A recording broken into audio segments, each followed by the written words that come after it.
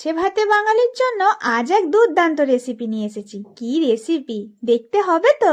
তার জন্য কোথায় যেতে হবে? চলো চলো আমার সাথে রান্নাঘরে।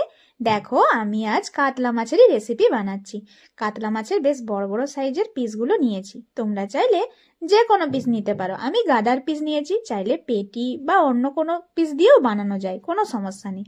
দেখো মাছগুলোকে প্রথমেই ভালো করে ধুয়ে জল ঝরিয়ে রেখেছিলাম। তারপর নুন আর হলুদ দিয়ে হালকা করে তেলে ভেজে নিচ্ছি, কিন্তু খুব হালকা করে ভাজতে হবে, বেশি ভাজা চলবে না। এটাই যা এই রেসিপিটা করার প্রথম ধাপ।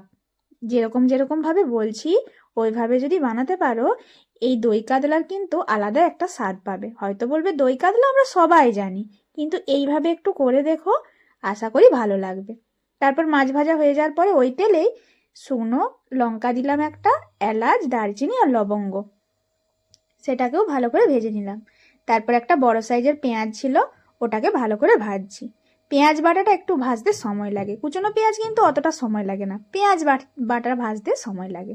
তাই ভালো করে ভাজা হয়ে যাওয়ার পরে আদা আর রসুনের পেস্টটা দিয়ে দিলাম। কাঁচা লঙ্কাও ছিল ওর মধ্যে, ওটাকেও পেস্ট করে দিয়ে দিলাম। তেল ছাড়ার পর একটা মশলা দিচ্ছি, এটা আর দেখানো হয়নি, মুখে বলে দিচ্ছি। 4 থেকে 5টা কাজু, 2 চামচ পোস্ত আর 1 চামচ মৌরি ভালো করে জল দিয়ে বেটে নিতে হবে। খুব মসৃণভাবে বাটতে হবে। বাটা হয়ে গেল, ওটাও দিয়ে দিলাম ভালো করে। ওটা তেল ছেড়ে যাওয়ার পরে এবার আমি গুঁড়ো মশলাগুলো অ্যাড করছি। তাতে দিচ্ছি 1 চামচ করে লঙ্কা গুঁড়ো, জিরে গুঁড়ো, হলুদ গুঁড়ো আর ধনে গুঁড়ো দিয়ে ভালো করে কষতে থাকবো। অল্প অল্প জল দিতে হবে আর মশলাটা বারে বারে কষাতে হবে। যে কোনো যে কোনো মাছ, মাংস যাই কিছু রান্না করতে যায়, যদি মশলাটা ভালো করে না কষানো হয় তাহলে কিন্তু তার সেরকম স্বাদ হয় না। তাই একটু হাতে সময় নিয়ে মশলাটা ভালো করে কষে নিতে হবে।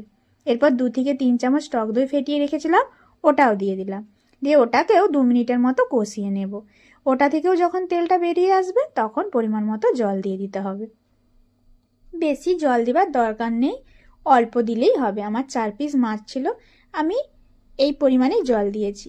দিয়ে মাছগুলো দিয়ে 10 থেকে 15 মিনিট একটু ঢাকা চাপা দিয়ে রাখবো, একদম লো ফ্লেমে।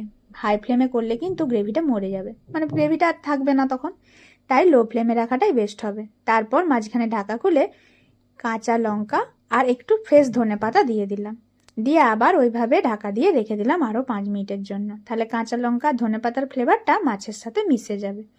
অনেক রকমভাবেই তোমরা দই কাতলা ট্রাই করেছো, একবার এইভাবে দই কাতলাটা ট্রাই করে দেখো, খুব সুন্দর লাগবে খেতে।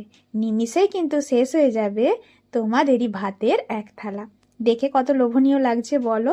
আমার তো দেখেই খেতে ইচ্ছে করছে, তোমাদেরও লাগছে নাকি? তাহলে জলদি করে চলে এসো আমার বিচিত্রা হেসেলে, আর অবশ্যই বানিয়ে আমাকে কমেন্ট করে জানাতে ভুলবে